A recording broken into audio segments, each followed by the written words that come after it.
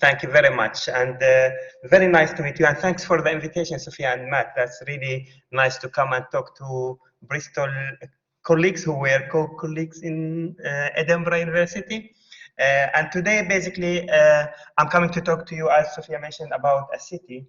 A city, it was a city, it was a capital, but it is now an archaeological site that clearly represents the relationship between culture and architecture and how culture really shaped the architecture and urban environment. So, and that's why basically in the beginning I give you a brief, very quick, is not a show off, definitely. I lead a master in architectural conservation, and in University of Portsmouth in School of Architecture I deal with postgraduate. I'm postgraduate coordinator, PhDs, MPhil, and I'm REF coordinator, Research Excellence Framework. But my interest in heritage and research, in 5 years I have been able to form the so-called Middle Eastern Heritage Hub, and kind of a consortium of institutions and heritage organizations, NGOs, including NGOs, to look at heritage and disasters, heritage and conflict, heritage and crisis. But also in UK, we are looking at future for defense heritage, particularly speaking, the idea of retrofirst, basically, and how we can reuse defense heritage that well known is abandoned. So this is briefly about me. But my research extends beyond into looking at the relationship between tangible and intangible values and how contemporary social values can really shape the conservation attitude to historic buildings and sites. But today I'm talking about Ugarit, that you see in the kind of aerial view of Ugarit, where basically you see an archaeological site that has been under excavation since 1929. And it's only 35% of the site is excavated so far. But you know the early 20th century archaeological approach is about treasure hunting. And so it was quick in excavation between 1929 and 1950, and then it went slow because they started to care about more domestic side of the site after excavating the palace and the temples. So this is Ugarit, and the material culture of this site includes architecture and urban evidence, not only basically findings, not only scribes, not only gold, but the architecture and urban evidences of the sites are really the most important parts that tell us about the people life and how the culture of those people shape their architecture. This is a secret gate entrance to the site where it shows the kind of military and the defense attitude of this civilization. But you will be surprised to see what the relationship with their people in a minute. So totally different, two different approaches in the same small city by the royal family. So the site, as you see, is partly excavated, not fully excavated, and mainly you see it's the royal palace and the temple area is well excavated, and after the domestic areas that from number 2 to number 10, all basically the domestic areas apart from number 8, where it shows domestic scale architecture, including domestic temples, but mostly domestic houses for different social classes in Ugarit. So the other interesting thing about Ugarit, and the very important thing about Ugaritic people so far are known about their innovation of the first alphabetic writing system, not the first alphabet, the first alphabetic writing system, how to write in letter and compose words in letter. And the material culture came from that side, from writing, include tens of thousands of scribes that explain everyday life, people commerce, people civil life, marriage, religious cultures, but also some creative practices like music. This is a music note came directly from the site, and it has been integrated into different notes by local musicians. Before I move into the site in details, I want you to give you a brief, but I'm not going in depth in theories today, but I want to give you what underpins this exploration and understanding of the site. So when I started doing my PhD, basically, I started exploring archaeology in particular, and I started studying archaeology. And the two archaeological approaches have influenced this study and this exploration, what we call processual and post-processual archaeological approaches. So processual and post-processual readings of the archaeology of the site and the archaeological data of the site has informed the exploration to create different narratives and different knowledge from the site, from epistemological knowledge into social knowledge and more systematic knowledge. Why processual and post-processual? So processual archaeological readings bring us information about systems, processes from small scale to large scale. But this approach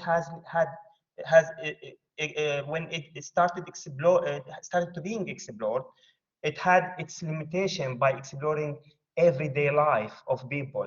So that's why post-processual archaeological readings is important really to unpack these relationships between the material culture and everyday life of people. So this is the first underpinning theoretical approaches that unpack this or pack this exploration. But also some other theoretical approaches has informed the exploration itself directly or indirectly, starting with the Christian Huber, where its categorization of the level of existential space, starting from the thing into the landscape, the geography, including the house and the urban environment. So this is really important to this exploration because we start from the thing, which is the material culture, whatever it is. It is a process, it is an object, or it is a ritual, and move to see how that is manifested within the house, the urban environment, and within the region. Because it's really important to understand how theories can inform our exploration. In a way, if we move to Aldo Rossi, it's clearly manifested that the city is a changeable structure over time and transformable structure. That's why, basically, if I go back to Christian approach, it's about the relationships between these four levels and the intersections between these levels, what inform the change and what inform the evolution that I'll focus on Ugarit today. And of course, we don't need to forget that the architecture space is an existential space where basically it's structured in a schemata, in centers, in points. So we go back to other urbanists like Kevin Lynch, who manifested that in his The Image of the City book, where identified the key components that make the city. So that's why basically it's important to understand that what I'll talk today about Ugarit, I'm describing more cultural material inspired the architecture and urban environment, but it is underpinned by research that span between archaeology, architecture, urban studies, and conservation. Just to give you that brief, but definitely you can find my thesis on ethos if you are interested in this topic. That is free access, of course, where you can read all theoretical chapters that underpin the exploration. Going back to Ugarit, and it's important to start identifying the strategic location of this site and this civilization. So Ugarit was the name of the site, the capital city, but the name of the civilization that exists in the coastal part in Syria, which was not known as Syria in the past, but basically it is it has a strategic location that mediated located in between the Hittite civilization in the north and the Egyptian civilization in the south and the Assyrian civilization to the east. So not to forget that establishing inland relationships, Ugarit was able to maintain its own integrity, of course, after freeing from Hittites and Egyptian control that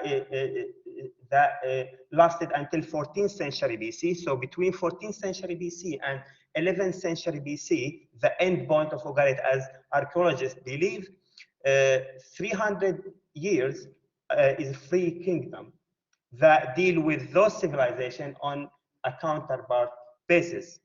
But Ugarit also established key relationships with oversea civilization like the Mysians in Greece and some civilization in Cyprus. And there are key sites in Greece like Syria. If you know Syria, Sophia know it. Syria is using similar architecture technologies that Ugarit apply. So of course, these international trade relationship they had influenced other relationships and other cultural aspects in the city. Of course, the city has evidence of Hittites influence, Egyptian influence, a little bit from Assyrians, but not as other civilizations. So, of course, at regional level, Ugarit as a city, as you see it in the aerial view, has regional relationships with its own ports. So it's a port city, but it has its own ports, which basically not a port city as an international port, what we have nowadays, that manage the relationships with other overseas civilizations. So the main port called Mint El Baida, which is 1 kilometer away nowadays, 1 kilometer away from the city, and but unfortunately, some of the remains of this port is underwater nowadays. But we can't forget that the regional relationships were much beyond. In addition to Mint El Baida, the city had another port during the 12th century BC, in the last stages of the civilization. And that was a clear evidence of the development of the civilization commercial activity between 1400 BC and 1100 BC, that expanded to have two ports to reveal some pressure from the main port in Mint Baida. So all these regional analysis had told us some interesting stories, of course, alongside text, what Ugarit had in its freedom time, 300 years, between 14,000 and 11,000 BC. Sorry, 1400 and 1100 BC. So that's why basically moving from regional scale to the urban and architectural scale, I'll be exploring today 4 key aspects of the city life. I'll explore the evolution of political system, domestic life and architecture and urban structures, including social structures and urban principles, how social structure affected urban principles, evolution of architectural and urban principles, attitude to public space, the concept of privacy, and the important cult in Ugarit, the cult of ancestors, which is manifested in architecture and spatial settings. Also, I'll explore religious influence and the structural and its relationship to the structure of the city. Why I'm exploring those and in which term? I'm exploring those aspects in sense of how those aspects, political system, domestic life, religious and beliefs of the people, how these influenced and are mapped on the city, urban and architectural evidence, but also how these aspects influence the development of the architecture and urban aspects in the city. Starting from the evolution of the the political system. So what you can see here are the two royal zones, the old royal zone and the new royal zone that is developed after the independence from the Egyptian in the 1400 BC. So you can see there is a clear overlap between the old and the new, which basically a statement from the new royalties to create their own royal zone that disregard the old royal zone that was occupied by Egyptian representative in the city. So clearly, I'll talk about the development of the architecturally, the development of the new royal area, but it's really important to understand the attitude and how the architecture has shaped this attitude, or how the attitude shaped architecture in a way to create a separate zone that and disregard the old zone in a way and use the material to build their own new royal zone with clear defense system, which we will talk about in a bit. So you can see here the location is interesting of this royal area, and this is to the west, where to the sea.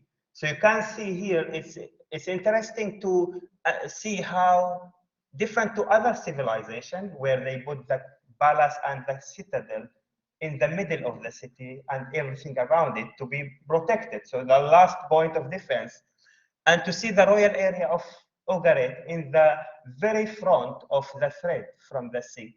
So that is really totally distinguished from other civilizations. So I keep referring to those key points in Ugarit just to reflect on that, how people believed and how from royal family to normal people, how they believed about their everyday life. So this is a statement that the royal family took a responsibility of protecting the city by their defense rather than allowing people to protect them. When we move down to the urban scale inside the city, we'll look at more evidence about their relationship with the people. So this is the new royal area, which evolved. It didn't really start built. It evolved over 100 years to finish the whole royal area after the independence. But it started with the key component where the royal family started, and some of them were using the old royal zone.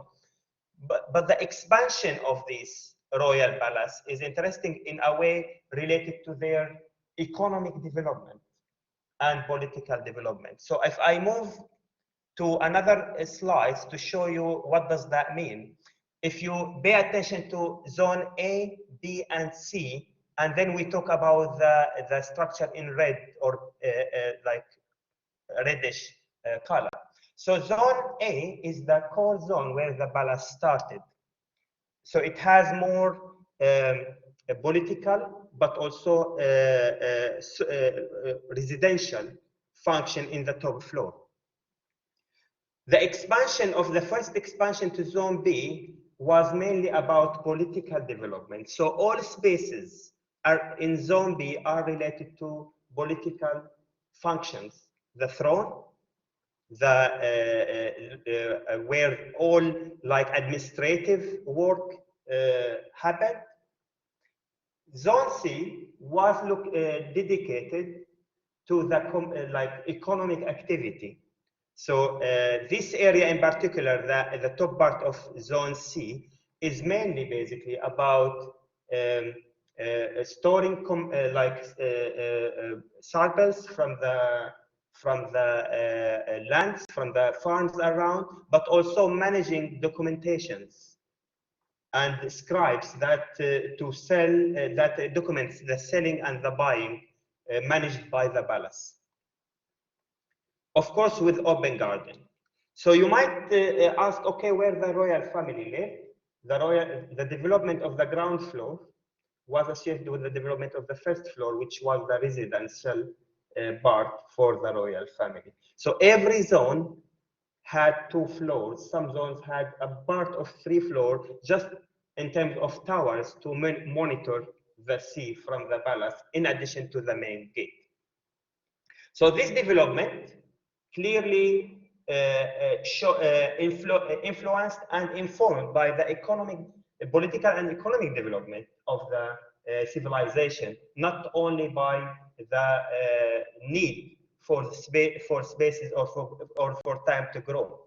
The last development happened is basically when the palace started to take more control in the city rather than the temple. So they built their own temple, or they call it civic temple in a way. So it's not purely religious. They wanted to take more like advantage of having some religious civic monumental structure, and they built the gate and they created the Royal Plaza, what we call New Royal Plaza, where basically the whole thing is, or everyone coming to the royal area arrive to this plaza after the 2 checkpoints. So very clear defensive structure in terms of the size of the structures. We are talking about 1.5 meter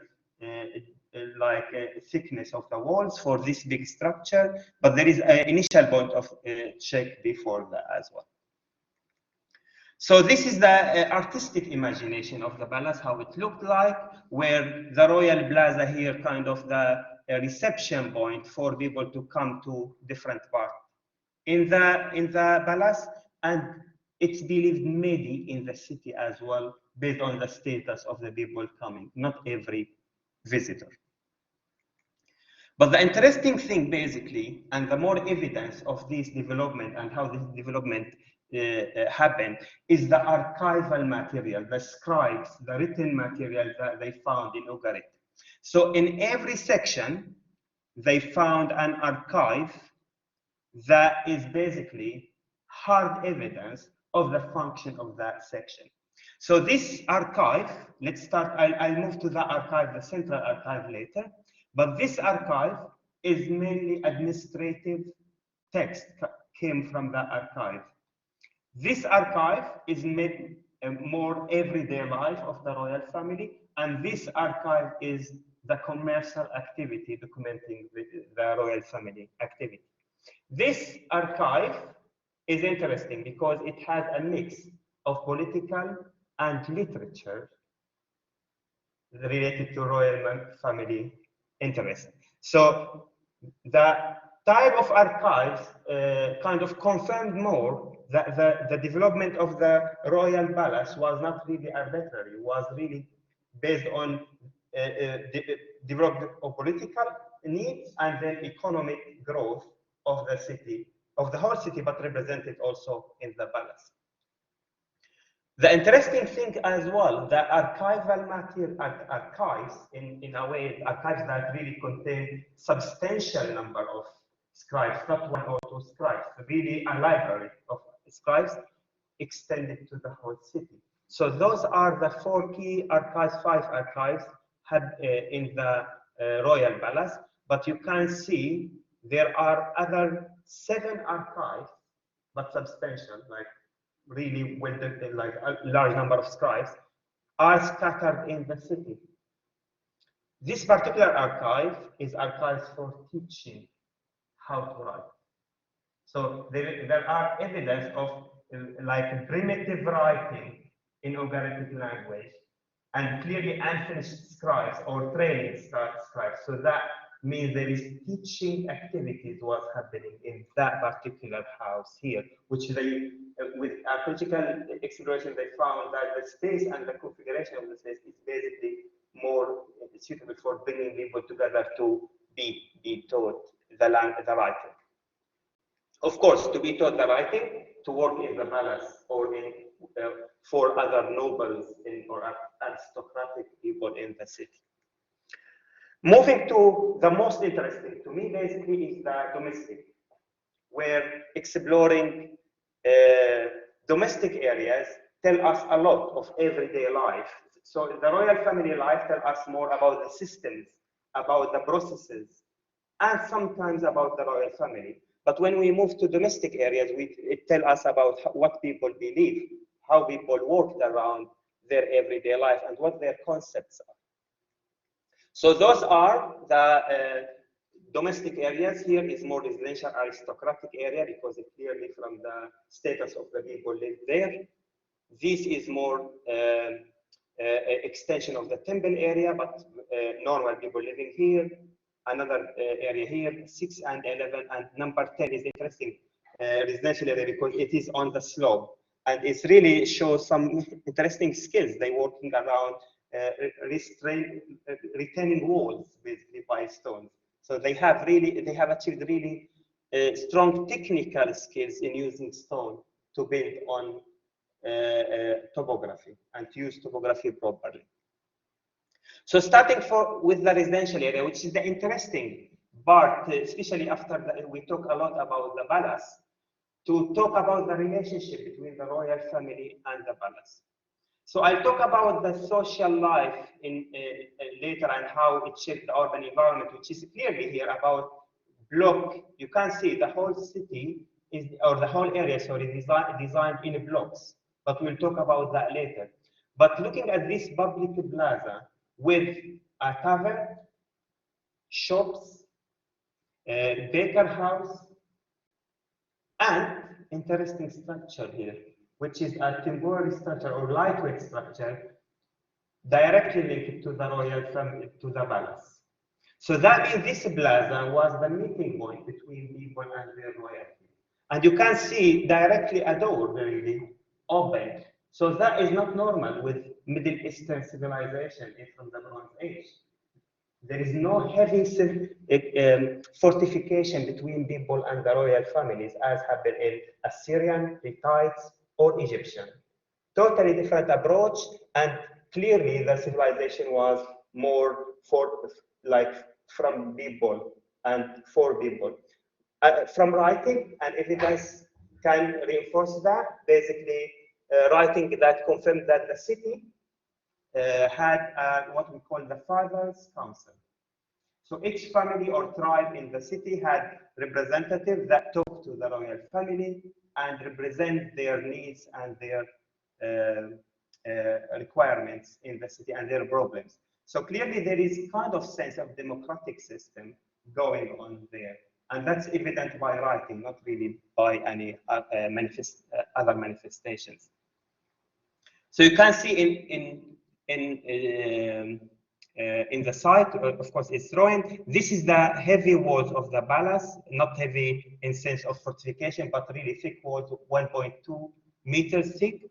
But here is kind of light structure that really linked to the public plaza with all functions around it. But basically, the family, when we talked about that evidence that each family has representative, and clearly all documentations came on from Ugarit, from all archives in the residential area, confirmed that people lived as families.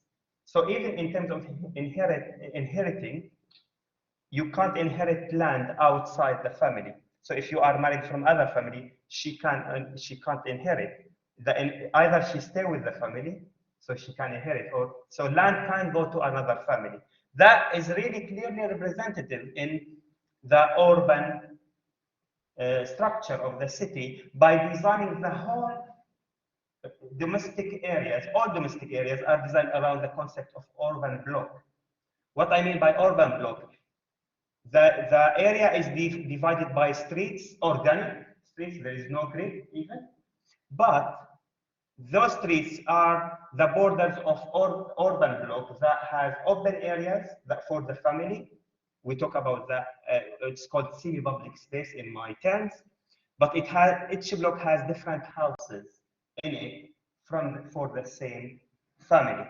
And this, of course, you might think about what about expansion, like the family growth. Yes, they started to divide the blocks in different ways, reconfigure that, and we'll see evidence about that. So this block, if we zoom into one of this block, we can see the configuration of the urban block, how it works. So 4 houses, alley, or what we call close nowadays, and semi-public space that include or that accommodate activities for the family, cooking, baking, different, of course, I'm talking about the activities based on what we found in the space in terms of evidence of area where they bake, or area where they cook, or area where they press olive oil, All these activities had evidence of tools there in the semi-public space. But also, the house itself had also more private open space, which we call the courtyard nowadays. So they had the concept of courtyard, and the development of that concept in Ugarit is really interesting because it started from 20th century BC until 11th century BC. I'll show you some examples that show how this concept completely changed and to be a functional concept, not only an open space in the house. So this is kind of typical, but of course this is a 13th century BC house, more regular. We'll see more kind of irregular houses coming from 18th century BC. So the regularity is a concept that evolved over time. So the concept, each house will have a main room and interesting column in the middle, which basically a representation of the, structurally speaking, it didn't need the column, but the column is a representation of the father of the house. Is the column that takes that space up, but it's structurally basically not needed if we think about the technology they use. And each house had a staircase going up, so each house has a minimum of 2 stories during the 13th century BC until the end of the civilization. So, of course, the growth of the challenge of growth of the family has been manifested in the site through archaeological evidence. So, large houses like this was divided to accommodate 2 separate families or 2 new families out of the same family. Is clear evidence by having a well here. The well is becoming under the wall or the partition wall between the 2 houses, but the well is used by the 2 houses. So it's kind of looking for sharing the facilities, but more privacy for each family. And definitely, this is one example from the domestic area in the south, the normal domestic area. This is from the what we call residential quarter or aristocratic area. And the same thing, they try to let the well basically to be shared between the 2 apartments. But definitely the cultural evolution has contributed to different aspects in the architecture, starting with the regularity. So starting with the house, for example, from 17th century to the house in the 13th century. You can see the 15th century BC, the space, the concept of space and the regularity of space has completely or extremely evolved and more regular space. So they started using not grids, but more clean spaces and kind of not really with funny corners. And you can see here, like with other examples, how courtyard, the concept of courtyard has evolved from the 17th, 18th century BC house to be more lateral, like extension to the house, like what in any rural area, like it's kind of in front of the house, into a central component in the architecture of the house. Of course, central component because the house is not really a residential space only. It accommodates the practice, the professional practice where they make money out of it, like oil pressing, metal workshops. So the house, as the palace, accommodated in the ground floor, commercial, political functions. The house accommodated the professional function in the ground floor. So that's why the courtyard became an instrumental tool to facilitate not only the circulation of air and light, but also to control the circulation of functions, particularly when we talk about large house like this, when you have 2 courtyards. This is the house when we talk about evidence of teaching. This space was used for teaching, and the courtyard was extension for this space where they were taught either in the courtyard or under the shelter. So, and in the back of the house, it had different workshops, and the courtyard was essential really to organize the movement and the function. Of course, we don't ignore that there are more accesses that just to facilitate those functions properly. And definitely when the house became bigger, the more courtyards were needed to facilitate different aspects of the movement, the functions. Particularly this house, if you remember, this house which was divided into two houses at the end. So a new courtyard was inserted, particularly speaking, to facilitate open, it's kind of light well and ventilation well into the house, which basically completely closed apart from some windows and doors.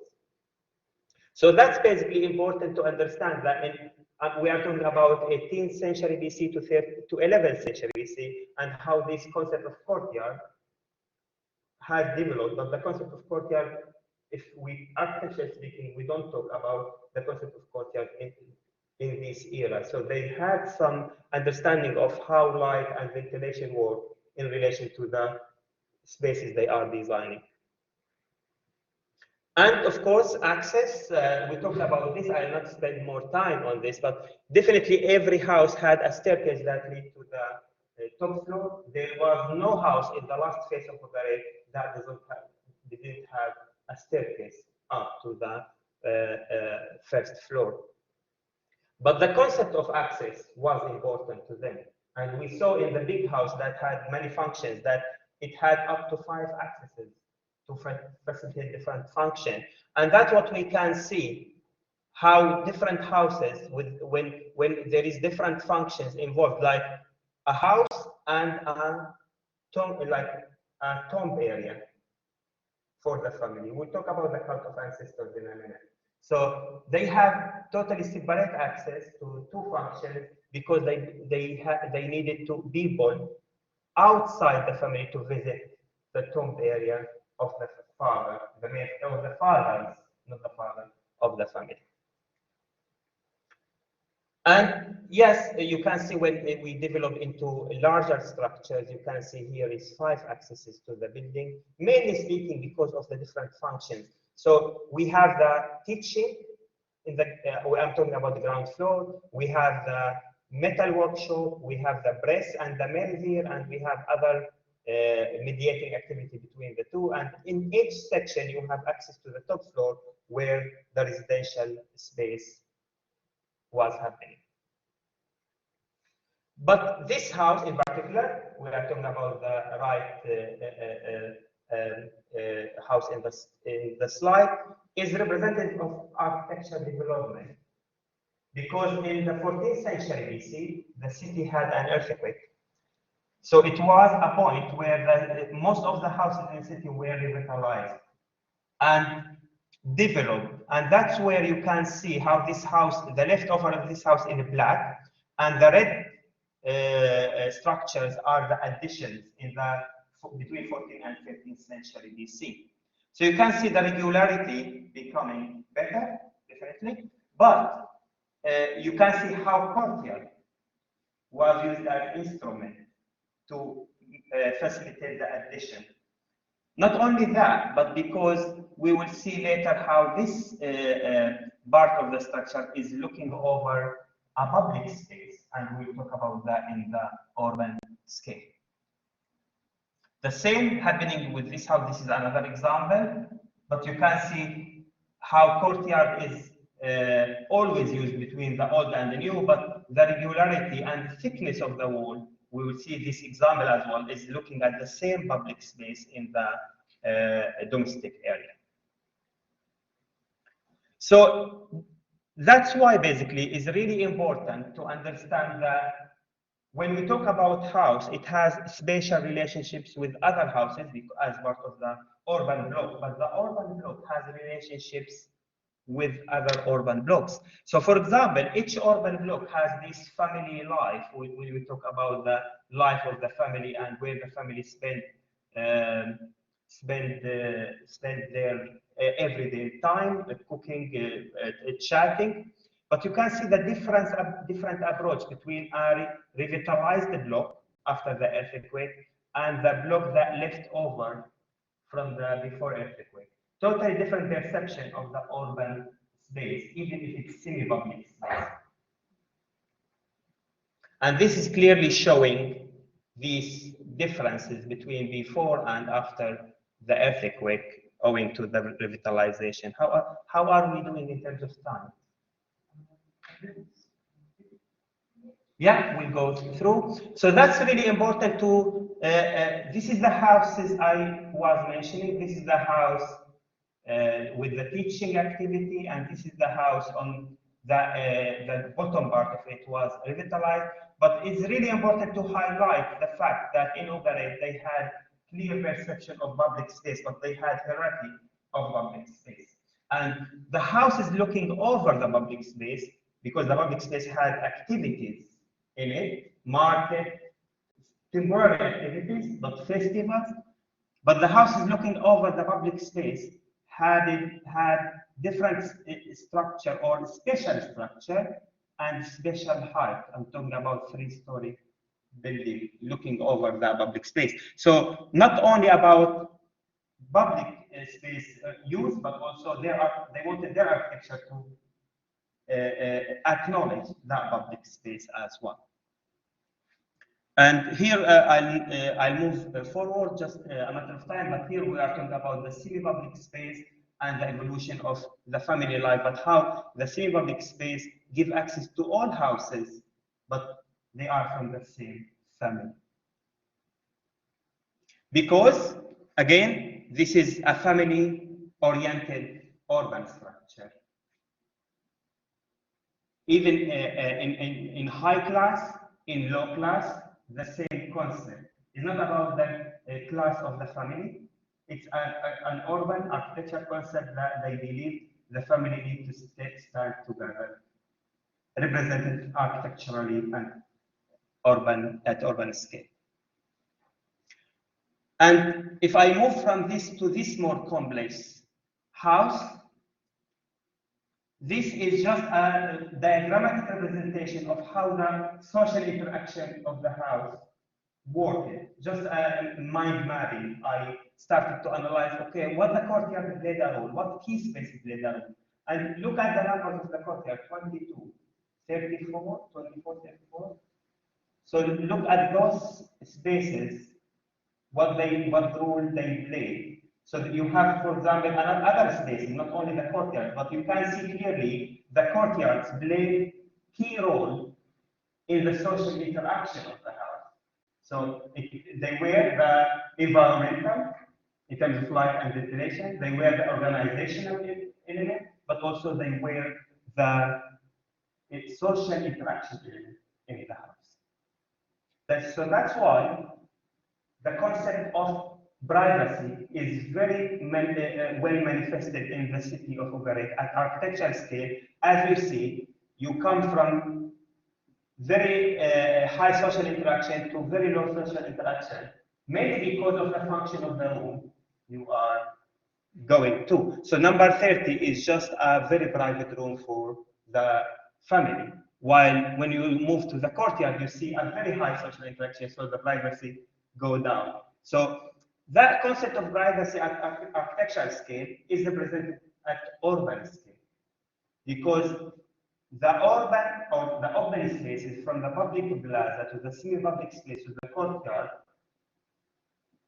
they have this hierarchy, and each space had its own function. So this space only the family meet here, but this space all family, all people from the same family, and here all people from the whole city. So that is the concept of privacy at urban scale, and how interesting it is to see that coming from 15th, 14th century BC. And the interesting aspect, and another interesting aspect, there is the cult of ancestor. And the cult of ancestor is about burying the fathers of the family within the house, under the house. So if you know about the Messianic culture in Greece, they have the same concept.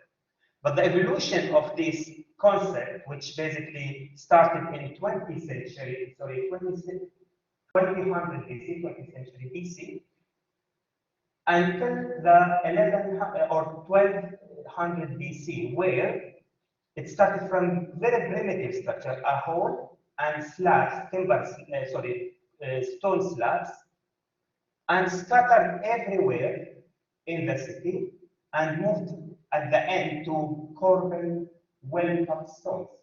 This is really important. Why? Two dimensions we need to get here. The tones are not oriented in the same way. Totally different topic from other culture around. Tones in other civilizations need to be oriented in a certain way. And the tones are, and the same concept is used in all areas, regardless royal, aristocratic, or normal low-income people, worker people. Of course, the techniques, stone techniques used in different tones represent the wealth of people, but the concept is the same. So this is the evolution from very simple, primitive tone into corbelled tones. And in many cases, well-cut stones show, but the continuity of this cult for almost 1,000 years is manifested in the city. So you have evidence from 2000 BC into 1100 BC about this cult, linked to people, life. And you can see the space and the technique. This is a tomb from 13th century BC, but the technique, the stone technique, cutting and building is astonishing. But not only that, the accessibility has evolved over time quite a lot. So in the past, they tried to fit it wherever in the house, and the more they moved in through time, basically they started to dedicate a separate apartment or a separate part of the house for the tomb area, mainly because it became part of their ceremonial activities every time. You can see here more dedicated space, but they didn't, and here as well, but they didn't forget about when they had opportunity and the wealth, they started to manifest that in a monumental. So the last piece, and I'll go through that hopefully to finish on time, the religious, and this is a very interesting aspect in Ugarit, the religious influence. This is a topographic map of the site, the high bar, okay, where the site started, 20th century BC as the first evidence of the final city. And you can see where the timbers are. The timbers is the highest part. You can see here, this is the highest part of the city. Of course, the barracks is a high topography, but not as high as the timbers, because the timbers, the street started with the timbers as the priority, and they stayed there. The balance did take over, the balance take over of the defense part of the city. This is where the threat coming from the city. And it's interesting to know in the documentation, it revealed that the city started to be growing around the temples and influenced by religious people. Later, after 14th century, after the independence and building the new royal family, the royal balance started to take over more influence of people. So there was balance between the temple influence and the balance influence on people and the city life.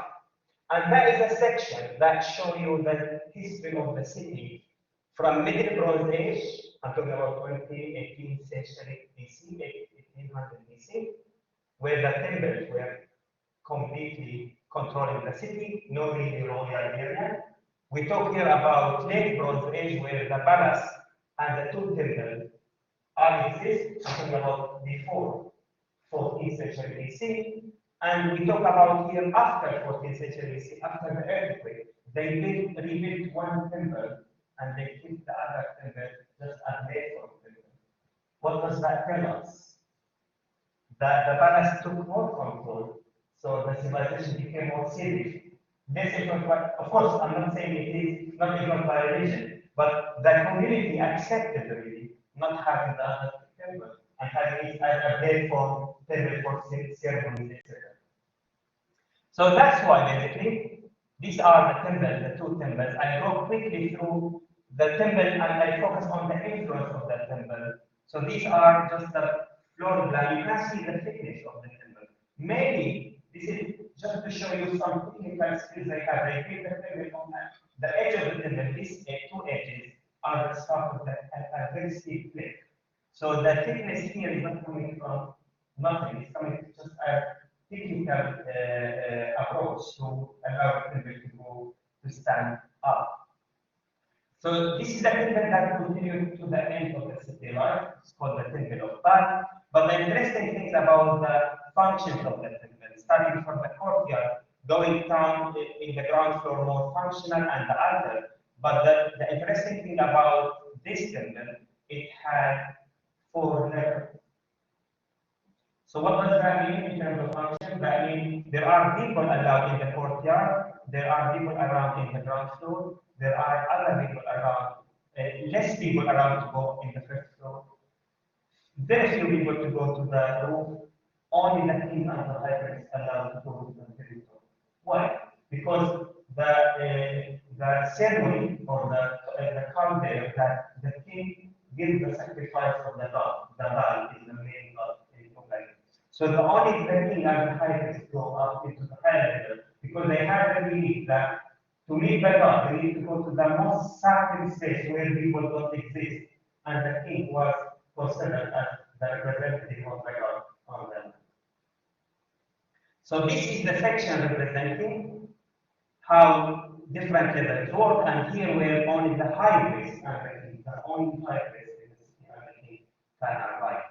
And these are the different activities, a kind of artistic representation of only 2 people go there, where they give the sacrifice. To be close, as close as possible to the god. What does that? This is right. You need to go to the most sacred space, as close as to the god. What does that mean? That means we had at the end tower structure. What tower structure? No temple ever in the Middle East was built around the tower model. Only in Ugarit, also temples built around the tower model. All temples are more horizontally spanned. I'm talking about contemporary temples from the same era. So the cult is basically that the king goes in what we call the sacred route. They describe it as a poem, describe the sacred route of the king and what he passed through from the palace to the temple, and look where the king go off in the long plan with people. And they use this sacred route to go to the 2 temples. At the end of course, it was only Baal at the end of the life of Ugarit. But this means this is the 2 routes that the king used in the city to go from the palace to the most sacred space in the city that go out on top of the temple. This is at urban scale. At architectural scale, this is the route of the king. So only the nobles were allowed here. Few priests and the king are allowed here. Only the king and the high priest allowed at the of the 2 temples. But this is only a representation of the temple of Baal, 2 sections of the temple. Thank you very much. I don't know how we are making time. We have to start with 5 minutes. Yes. Any question, I'm happy to, from online colleagues and here as well. I can read the questions back to you. Are there any questions already? No questions. How about you? Do you have any questions? I'll just minimize this if you don't mind. Sure. What was the religion of people who gathered at that time? Okay, they in Bronze Age in general, they believed in different gods. They had the father of the gods, and they had Baal is the most influential god. So in Ugaritic, Baal, the god of thunder, is the most influential god. But they had also the god of fertility, they had the god of farming, which is Dajan, that other temple called Dajan temple is the god of wheat. No, wheat. In little terms, the god of farming and food. So, but Baal it was the stronger god in their mythology, because he's the god of thunder. But of course, the literature of Ugarit was translated into French in three very huge books, and it talk about the fights between gods. But Baal always, you know that the move from winter to spring. This was represented in how Baal and then to winter again, summer and winter. So that's where that can take over, and then Baal come in another fight and take over. All these mythologies, of course, but they were making those mythologies into what happened in terms of the environment around them. I think it's really interesting how architecture evolved this time and how people learn to build. And when you talk about the lower city, when it was built, so the people who were living there, they were building their own structures. There were masons, we call it the masons, where they are professionals.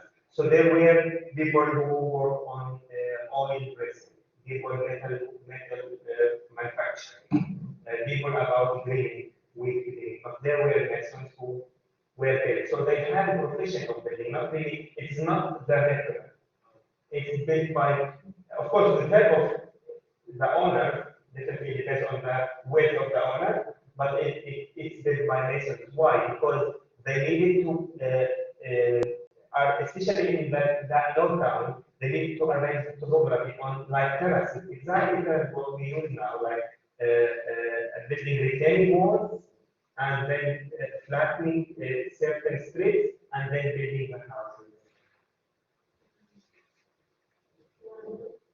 I think that's an amazing presentation. I love the complexity of the city, and as you started out this idea of I was always thinking about the concentric rings and how it worked at different speeds, and how complex the architecture was and how adapted around this courtyard. So it was kind of really magical the way that it was kind of articulated as a city. I just want to go there.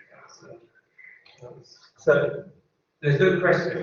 Yeah, but here the complexity is further because the concept of facade, just as example, the concept of facade was not known at that time.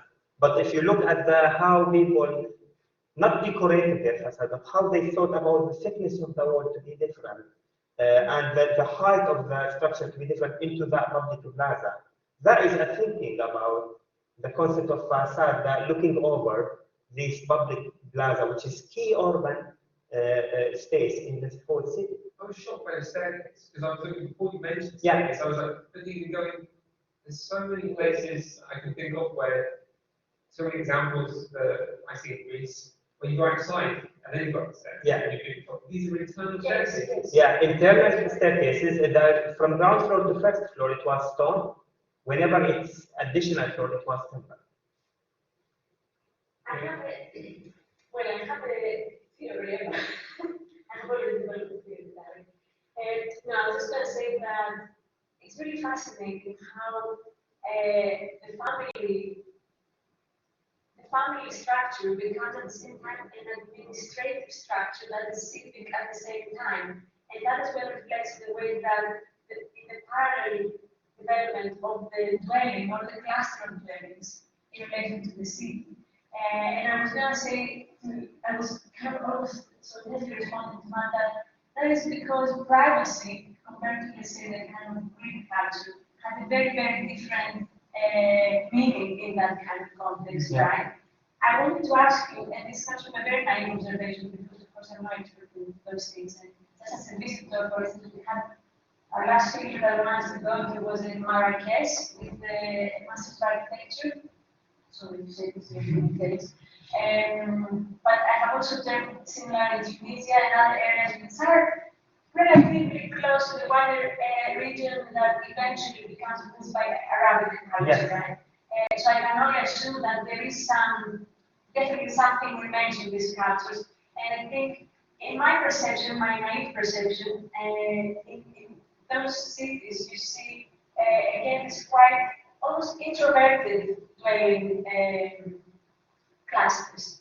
And you have that typology of the courtyard. So I was wondering, to what degree you think that there is that trickling down of that architectural typology? And also, I was wondering, I wanted to ask you in relation to that, if indeed these clusters were that introverted, because I see that this aspect of accessibility and communication between spaces is something you have really studied quite a lot, and we see the artistic impressions. But I wanted to ask you to what degree you see this as an introverted type of architecture, or maybe it's something that's more nuanced. So do you think about that they are enclosing into their Yeah, they're space? looking back inside. That's interesting because the people from Ugarit are a mix between Canaanites and some Hurrian cultures, which Hurrian cultures are the base for Arab civilization. Okay, so the concept of privacy didn't mean anything related to religion in their time. So more about the function and about togetherness. It's more political. Exactly, more political, more about togetherness. That our activity as a big family are together, and our activity as a small family is together in the space. So these enclosed spaces, let's say, were instrumental for the social activities of the family, not really to, let's say, in our current text, as instrument in a way.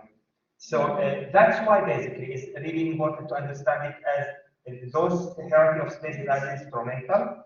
But in the meantime, we can see in the urban structure, but also in writing, how women took really responsibility in working, in farming, and in the activity in those public spaces. I see what you're saying, Yeah. that perhaps in the Arabic cultures in Northern Ireland, there's a more religious aspect Yes. to that type of lifestyle that encourages Exactly. But perhaps I do wonder, Yeah. that to what degree, again, it's like the hen and the egg, what came first, the hen or the egg? To what degree there are some architectural languages, let's say, that are inherited, but then they just are transmitted to our different Yeah, things. definitely. I mean, if we talk about the concept of courtyard, and in traditional houses in Syria in particular, and the Arab world, basically the courtyard became, we talk about 19th century architecture, it is essential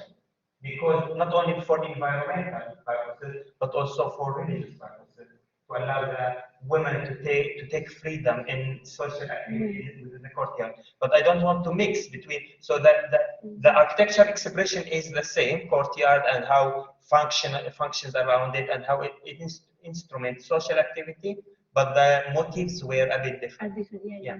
That's very clear. Yeah. So Nida is asking, on what parameters did you select the site? I have always been intrigued by that question. I mean, to ask you. Thank you, Nida. Nida now doing that as well, I believe. Yes, I mean the site. I selected the site for different reasons. One, I started exploring theoretical approaches to the conservation of archaeological sites in general, how we link tangible and intangible, and to inform architectural interventions to archaeological site to enhance its articulation to public. So Ugarit is on the tentative list of UNESCO. So the motive of selecting the site is basically to aid the Syrian Ministry of Archaeology with additional study to confirm the importance of the site and unpack some aspects when you talk about institutional analysis, when any archaeological department in Middle East study a site for listing, they study using top-down approach, like values, monuments, etc. I try to flip the situation and start from people and show how much intangible heritage there to save the physical or the tangible heritage and put it on the UNESCO list. It has been in the tentative list since 2000, 2001. It's at least shocking. Definitely, but you know, from 2010 you can't really count, because from 2010, because of the conflict in Syria, there were no site was put on the list. So it stayed in the tentative list. But I think the next move should be, yes, Ugarit is one of many sites that really can count for UNESCO, but it needs a proper investigation to show not only how the tangible meet the UNESCO criteria, how the tangible and intangible tick more than the UNESCO requirements for this. So this is the more the personal and research motives basically to select the site. Of course, any archaeological site, the methodology is applicable. So that's what I maintain, that the framework I use is transferable. But in the meantime, this site is in urgent need, really, because of negligence, in urgent need to have a push forward for the UNESCO listing. Particularly speaking, it is on the tentative list.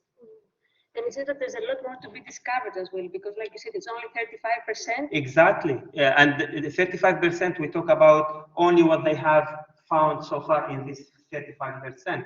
We have 65% of this site. We have many sites around the civilization where not, the city was the capital. Yeah. So there are many sites are being discovered. There is the two boards, basically the second board recently discovered. I'm talking about late 20th century. But there are some other sites are being started to be discovered. I think with the new technology now, there is potential to find all traces of this civilization if it's an intention. Scanning, yeah, because I don't think it is buried quite down in the Ugarit was discovered by discovering a tomb.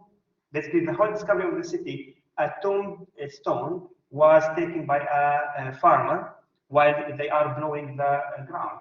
So this is the main trigger for discovering the whole city. It was 1928 and 1929. Claude Schiffer, the archaeologist of the site who started the mission, was in the site digging, of course, for the palace and the temple. Where are they from? Were they German? No, French. French. So they have the institute. They have institute in Paris and Lyon, and that's what helped me a lot really to get access to the archaeological data, because I'm not an archaeologist. If I go to the site, I can't really apply practical archaeology, but I can read now archaeological report and interpret them in a different way using those archaeological approaches that I have learned during my PhD. Yeah. You know, you're talking about how there was a split between the kingdom and the people. Yeah. So it's like there was the war that you were talking about. You mean not with the people? The civilians, I think. Yes. You know, like how the war. Yeah. It was like permeable for. Exactly. Yeah. Right. But I think there's a sort of paradox to where how I won't use the word oppression, but like how power is expressed vertically in the towers, yeah, but not horizontally. Because like there's still the expression of power when the king goes. You are talking about the temple, or you are talking about the defense structure? The temple tower. Okay. The defense structure. Yeah. Because you said the defense structure is accessible, like by civilians, yeah. Some civilians. The wall, was it like an expression of power or an expression to divide people? I mean, the structure on the defense structure, which basically the tower on the west part of the city before you enter the royal area, is a manifestation of defense and power for the external. While if you look at the other edge of the palace where it meets the people, it's just a normal door connecting the palace with the people. So it was like a sort of a democratic government. Yes, particularly speaking, if we link the text to the architecture, when we are talking about a council of fathers or tribes heads. They named tribe heads in the French translation.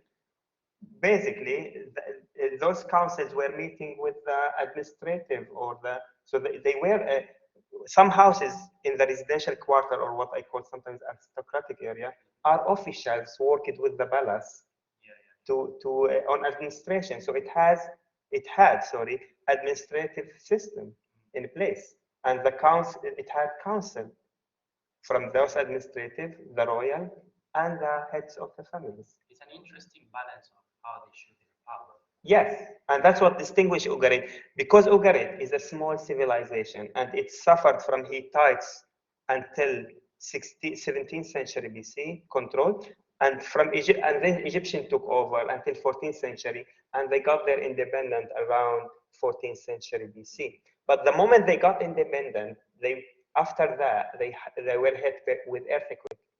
So there were, you can see resilience here about rebuilding the palace, rebuilding the city, but in their own way, in their own culture. That I should have mentioned that is showing influence by the international cultures, because if you compare between Syria and Ugarit, they share technical knowledge. They use timber and stone in the construction of the wall with mortar. So they are identical in the construction systems of the. So that means they learn from each other. They exchanged knowledge. So I'm not saying Ugarit brought their own techniques.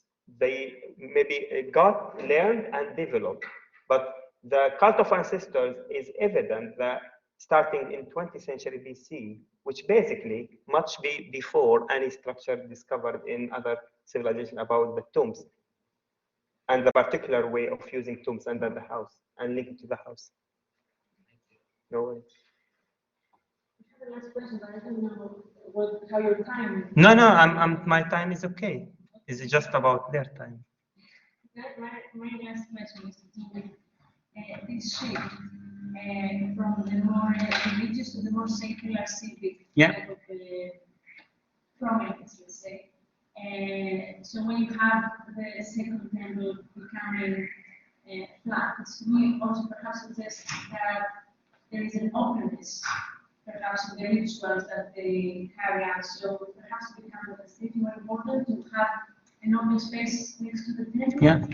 But I wonder to what degree, because already it seems that the royal family had some religious prominence as well, so they were the ones who picked God, go close to God.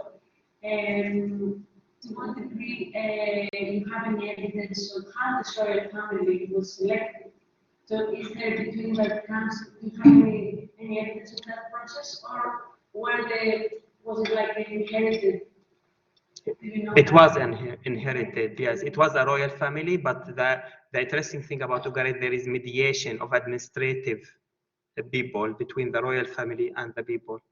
Yeah. So in a way, they had this medium line, so that it was inherited. So the lower levels of power that were accessible. Yes, and even the royal family, actually, through the council, it was the council with the administration, with the royal family, were forming the strategies for the city. Let's say, put it in contemporary sense.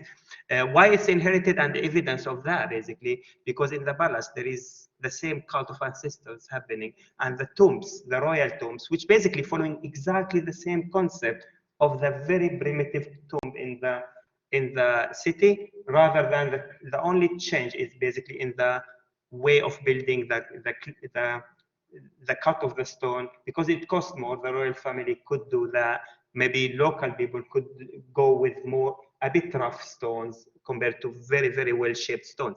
So in a way, they shared with people even the cults, but their fathers have their own tombs within the royal palace, which is a proof that basically it's a continuation of the same family by the names, of course. They have a list of all kings and how they inherited from each other. It's amazing also that transfer of the extensive transfer of archive. Yes. Really stunning. And to me, I mean, is that considered tangible or intangible? I mean both, because the scribes are tangible material and scientific evidence, if I put it this way, about how people worked, how much they sold wheat, just for example, to this detail. But it's also intangible because it is the first alphabetic writing system ever discovered, and the teaching process. That doesn't mean the good thing about this, or the value about this, basically, the royal family didn't really, what I call, hijacked the writing and the literature. There is more, more distribution of this within the city and through teaching people. Of course, maybe eventually to work for them, but people can become to know how to read and write without working for them. Yes, yes. So this teaching process is quite a strong, intangible heritage.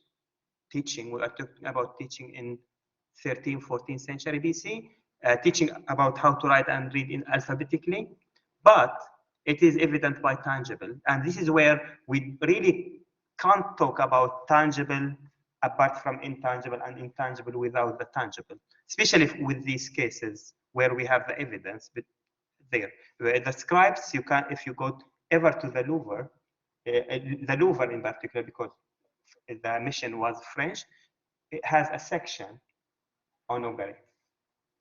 So it's not really in the British Museum, and which is, when I went there, it was shocking. The Louvre contained a very, very good archival material about Ugarit, and basically with it, very close to the Louvre, the center of the mission in Paris that excavated Ugarit. Of course, they have other center in Lyon, because the scribes are with them in their storages.